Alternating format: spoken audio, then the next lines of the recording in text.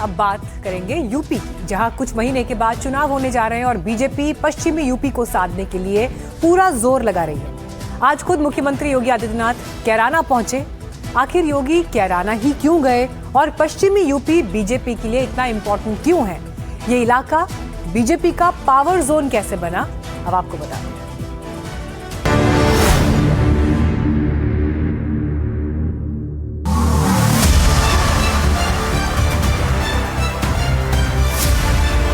ये तो जिन्ना के अनुयायी हैं, इसीलिए तो कांदला और कैराना से पलायन हो रहा था।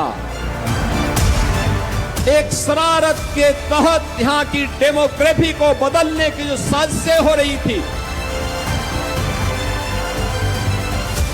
पश्चिमी उत्तर प्रदेश की जमीन पर मुख्यमंत्री योगी आदित्यनाथ के तेवरों ने 2027 चुनाव के महासमर का बिगुल फूंक दिया। प्रगति का पावर हाउस बनता जा रहा है। तरक्की और विकास की एक नई इबारत लिखी जा रही है। शामली से लेकर बिजनौर और गाजियाबाद में विकास कार्यों की सौगात देने के साथ साथ योगी ने जता दिया कि 2027 में चुनाव की पिच पर उनकी सियासी गेंदों के रूप क्या क्या होने वाले हैं। उनके आज के दौरे में राष्ट्रवाद वाली धार के साथ साथ विपक्ष पर हिंदू विरोधी होने के आरोपों वाले तीरों का प्रहार भी दिखा और माफिया और बदमाशों के खिलाफ टेरर से भरा ऐलान भी दिखा। और इसी कड़ी में शामली की धरती से उन्होंने विपक्ष पर जिन्ना के अनुयायी होने का आरोप लगा दिया। जो लोग डेमोग्राफी बदल रहे थे, समाजवादी पार्टी और कांग्रेस के लोग, ये लोग जिन्ना के उपासक हैं। इसीलिए तो कांदला और कैराना से पलायन हो रहा था और हम लोग अन्नदाता किसानों के उपासक हैं, जिन्होंने गन्ने का क्षेत्रफल बढ़ा करके आज चीनी मिलों के गन्ना मूल्य का भुगतान हमारे किसानों को हो सके, आज उसके माध्यम से कार्य ये डबल इंजन की एनडीए की सरकार ने करके दिखा दिया है।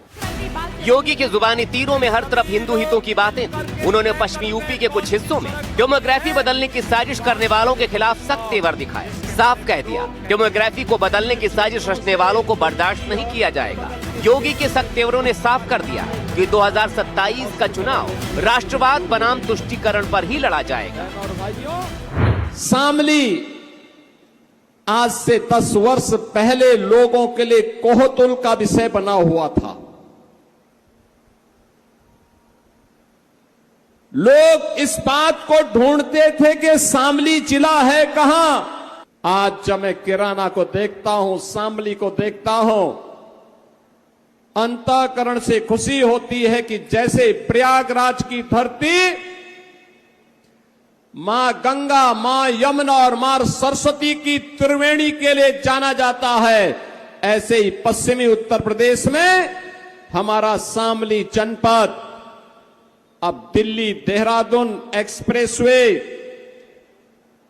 शामली अंबाला एक्सप्रेसवे और गोरखपुर शामली एक्सप्रेसवे का संगम, त्रिवेणी का संगम बन चुका है एक्सप्रेसवे का।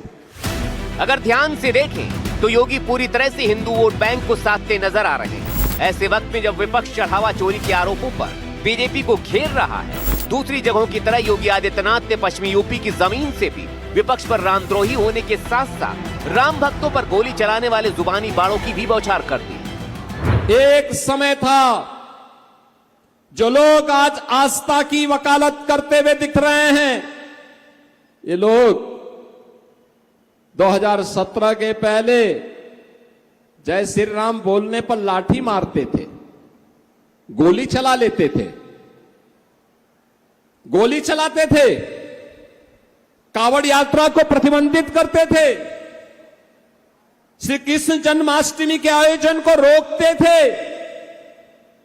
रामनवमी की शोभा यात्रा नहीं निकलने देते थे।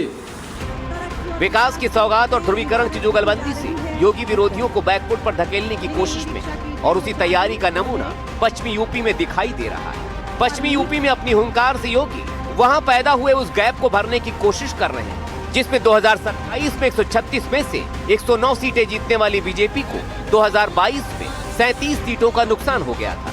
एसपी-आरएलडी के गठबंधन से उन्हें सिर्फ 72 सीटें ही मिली थी। अब उन्हीं 37 सीटों को वापस पाने की चुनौती है और उसी के तहत योगी ने हिंदू हितों और राष्ट्रवाद को अपना हथियार बना लिया है। जाहिर है 2027 में 17 की हैट्रिक लगाने के लिए योगी कोई भी कमजोर कड़ी रखना नहीं चाहते। योगी की आक्रामक सियासी बैटिंग 18 जुलाई को भी जारी रहेगी, जब उनका काफिला अमरोहा, बुलंदशहर और संभल में भी दाखिल होगा। भारत माता की वंदे। Bureau report, NDTV India.